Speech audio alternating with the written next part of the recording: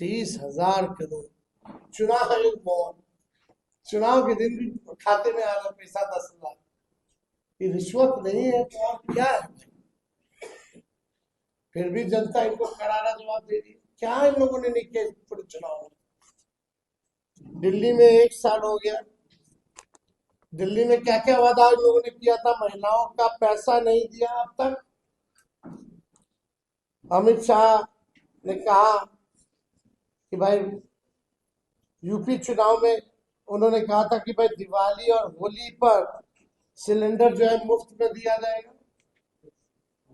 जरा जाके यूपी वालों से पूछो बगल में कि सिलेंडर मुफ्त में मिला कि नहीं मिला। और इन लोगों ने रिश्वत जो दी है तो कर्जा है, वो तो ये लोग इंटरेस्ट के साथ लेंगे। लेकिन तेजस्वी जो माई बहन मान योजना के तहत देगा, 14 जनवरी का तारीख आप लोग याद रखिए, सरकार तो हम ही लोग बना रहे हैं। माई बहन मान योजना के तहत मकर संक्रांति दही चूड़ा वाले दिन अपने माताओं और बहनों के खाते में 30,000 रुपया डाला जाएगा। और ये आर्थिक न्याय के तौर पे महंगाई से सामना करने के लिए उनको सहयोग राशि दिया जाएगा। और ये निरंतर जो है ये प्रक्रिया चलती रहेगी, हर महीने चलता रहेगा। उसमें 1 साल का एक साथ 30,000 रुपया हम लोग दे देंगे, यानी महीने का 2,500 के हिसाब से 12 महीने 30,000। तो ये हम लोग तो करेंगे ही करेंगे। लेकिन आप देखिए स्थिति जो है क्या से क्या हो गया। अब पूरे विश्व में नरेंद्र मोदी ने बिहार और बिहारियों को गाली दिलवाने का काम किया। लगता है प्रधानमंत्री जी आजकल असला बारूद और तोपखाने वाले डिक्शनरी पढ़ रहे हैं। और हमने पहले भी कहा कि भाई हो सकता है कि वेब सीरीज भी देख रहे हो। प्रधानमंत्री जी को नौकरी, रोजगार, विकास की बात करनी चाहिए। ये हम लोग जो है चाहते हैं कि भाई कम से कम इस पे हम लोगों ने कोई बात नहीं सुनी कि प्रधानमंत्री जी ने क्या बात की। देखिए साफ तौर पे हम लोग जब आएंगे तो जिस परिवार के पास सरकारी नौकरी नहीं है उस परिवार में एक सरकारी नौकरी हम लोग दिलाएंगे। हर जात हर धर्म में बेरोजगारी, इसका मतलब ये है कि हर जात हर धर्म में नौकरियां मिलेगी। तेजस्वी सबको साथ लेकर के चलेगा। माई बहन मान योजना का हमने बताया। जीविका दीदियों को मानदेय 30,000 रुपया की जगह स्थायी किया जाए। जो समूह है, जो कैडर है, जो दिन रात काम कराती है सरकार, उनके लिए, अन्य जीविका दीदियों के लिए, कैडर समूह के लिए 2,000। सदन की बात बता दी, कई बार हमने पूछा, किसी के पास कोई जवाब नहीं। लेकिन अब जो है 14 तारीख के बाद बिहार जो है सफलताओं में गिना जाएगा। सबसे विकसित राज्यों में बिहार जो है गिना जाएगा, जहाँ फूड प्रोसेसिंग यूनिट्स लगेंगे, जहाँ एग्रो बेस्ड इंडस्ट्री लगेगी, जहाँ पढ़ाई, दवाई, कमाई, सिंचाई की अच्छी व्यवस्था होगी, जहाँ आईटी हब होगा, एजुकेशनल सिटीज होंगे, सुपर स्पेशलिटीज हॉस्पिटल बनेगी और किसी बिहारी भाई को दूसरे राज्य ना जाना पड़े, ऐसा बिहार जो है हम लोग बनाएंगे। अब चुनाव आयोग से कई हमारी सवाल है जो हम पूछना चाहते हैं। हालांकि आप लोगों ने तो सरायरंजन या समस्तीपुर का देखा ही होगा कि पर्चियां जो है किस हिसाब से वीवीपैट में फेंका हुआ था। इसमें कई लोग सस्पेंड भी हुए बाद में, जब हम लोगों ने आवाज उठाई था। लोग डरे हुए, सत्ता में बैठे लोग घबराए हुए।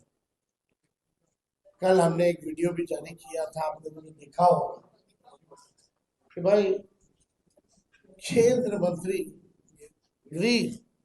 गृह मंत्री को कोई काम नहीं, पटना में लगातार कई दिनों से डेरा बनाए हुए, कई बड़े बड़े अधिकारियों को बुलाया गया, निर्देश दिए गए, अपने रेंज का देखना है उनको, कहाँ डिस्टर्ब करना है, किन किन व्यक्तियों को चुनाव से पहले उठाना है। मतलब सीएम हाउस से भी एक आध रिटायर्ड अधिकारियों द्वारा लगातार फोन जा रहा है बड़े बड़े जिला के अधिकारियों को, रेंज वाले जितने अधिकारी बुलाया जा रहा है, निर्देश दिया जा रहा है। तो ये बौखलाहट बताती है कि ये लोग जाने वाले। हम लोगों की पैनी नजर है, जनता एक पांव पे खड़ी है। हम तो चाहेंगे कि जितने अधिकारी सूचना को उन्हीं अधिकारियों से मिलिए जिनको ये निर्देश दिए। तो हम तो कहना चाहते भाई, जनता एक पांव पे खड़ी है। संविधान का जिन लोगों ने शपथ लिया है, न्यायपूर्ण काम करें, दबाव में नहीं, वरना इस बार जनता जो है मुंहतोड़ जवाब देगी। सब लोगों की नजर है अधिकारियों पर, प्रशासन पर। जनता सजग है, सब लोगों पर जो है नजर रखी। बात अब देखिए इलेक्शन कमीशन, पहला चरण का मतदान कब हुआ? 6 नवंबर को। आज हम बैठ के पीसी कर रहे हैं 10 नवंबर को। 4 दिन बाद भी आंकड़े जो है सार्वजनिक नहीं किए गए हैं कि पुरुष ने कितने मतदान किए और महिलाओं ने कितने मतदान किए। कोई भी ऑफिशियल आंकड़ा नहीं। पहले भी मैनुअली, पहले के जमाने में तो उसी दिन उसी समय बता देता था मैनुअली। आजकल तो टेक्नोलॉजी का जमाना है, फिर भी ये आंकड़ा क्यों छुपाया जा रहा है, सबसे बड़ा मेरा प्रश्न है। 4 दिन हो गया,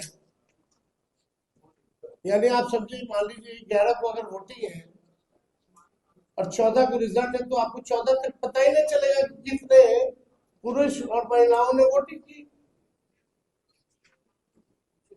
दिस इज अ जोक। कितना टेक्नोलॉजी का जमाना है, एआई का जमाना है। तो बताओ, अमित शाह और मोदी जी के राज में इलेक्शन कमीशन ठप हो गया।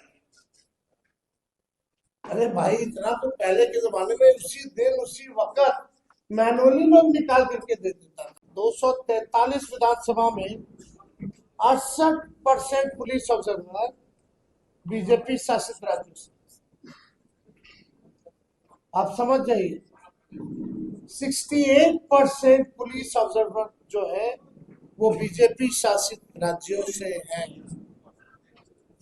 पहले ये जितने भी लोग होते थे वो सीएपीएफ यानी सेंट्रल केंद्रीय अर्धसैनिक बल के जो लोग होते थे उनको लगाया जाता था, ताकि निष्पक्ष जो है ऑब्जर्विंग जो है वो हो।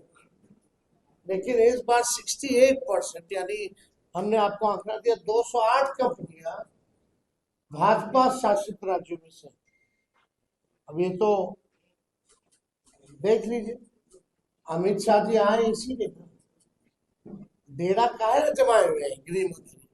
देश में थोड़ी और कोई काम है, जहां चुनाव है वहां बेईमानी वाला काम है।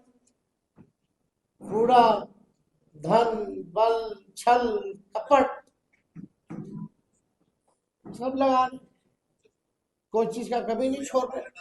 लेकिन फिर भी ये अमित शाह बिहार को उपनिवेश बनाना चाहते हैं, बाहरी लोग कब्जा करना चाहते हैं, बिहारी होने नहीं देगा। इस बार करारा जवाब मिलेगा, जनता से मिल रहा है। ये लोग बौखलाहट में इस तरह का काम कर रहे हैं क्योंकि इनको पता है कि लोग जो है जाने वाले हैं। अब सवाल देखिए, मोदी शाह जी ने बिहार को जितना बदनाम किया, जो बात बिहार के बारे में बोल रहे हैं, क्या वो गुजरात के बारे में ऐसा बोल सकते हैं? गुजरात में क्या क्या बातें करेंगे वो, फैक्ट्री की बात करेंगे, उद्योग की बात करेंगे, और यहाँ अगर उनकी पूरी भाषा, पूरा वाक्य देखिएगा या शब्दों का चयन देखिएगा तो नेगेटिव, नकारात्मक।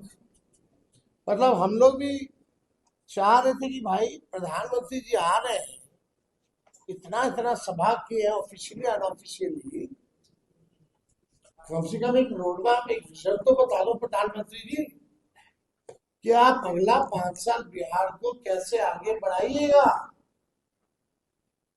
11 साल तो बढ़ा नहीं पाए प्रधानमंत्री रहते हुए, 20 साल में बिहार आगे बढ़ा नहीं। अब जो है जुमलेबाजी और तरह तरह के गाने फाने जो है गा रहे, कोई मतलब नहीं है। प्रधानमंत्री आजकल लगता है कि भाई पता नहीं कौन सा वेब सीरीज देख रहे हैं, इतना फुर्सत का समय प्रधानमंत्री के पास, कौन सा वेब सीरीज प्रधानमंत्री देख रहे हैं समझ में नहीं आ रहा। तेजस्वी यहाँ कलम बांटता, नौकरी बांटा, आपको नजर नहीं आया प्रधानमंत्री जी? हाँ, प्रधानमंत्री जी ने जितना इनको सम्राट चौधरी, दिलीप जायसवाल, मंगल पांडे का भ्रष्टाचार और फर्जीवाड़ा नहीं दिखा, क्या सवाल प्रधानमंत्री जी इन लोगों से किया? नहीं करेंगे ना। सम्राट चौधरी ने क्या क्या किया है भाई, दिलीप जायसवाल जी का क्या क्या है, मंगल पांडे का क्या क्या है, अशोक चौधरी वगैरह छोड़िए, कितना ऐसा लिस्ट हम लोग गिनाएंगे। कोई सवाल तो नहीं करता इन लोगों से प्रधानमंत्री जी।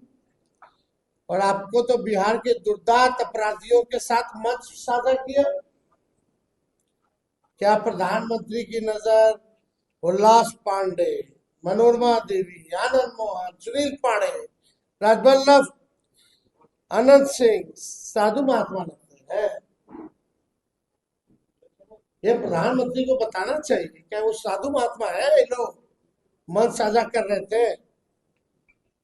और तो और छोड़िए, सृजन घोटाले वाले मुख्य आरोपी विपिन शर्मा का विशेष पास बनवा कर करके उन्होंने एयरपोर्ट पर बुला करके पीठ ठोका है।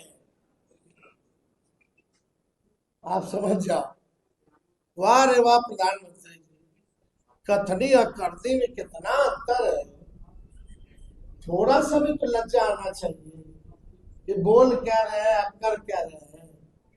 थोड़ा सा अपना पुराना भाषण ही बिहार को पढ़ लीजिए, आपको तो बिहार आने में शर्म आना चाहिए था, फिर भी आपने जो है कोई मर्यादा नहीं रखी।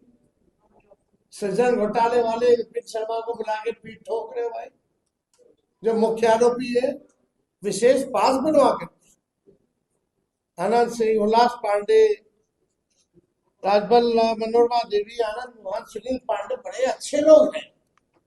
ये लोग तो कुछ चलाते नहीं है, मिलता नहीं है ना। ये लोग तो भोलेनाथ पे दूध चढ़ाते है ना। वही है, भाजपा में जाओगे तो पाप धुल जाएगा।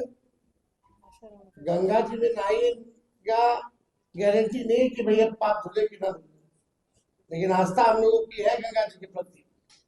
लेकिन ऐसे ऐसे लोगों की आस्था गंगा जी से ज्यादा मोदी जी और अमित शाह में है, कुछ करेंगे पाप धुलने की गारंटी जरूर है।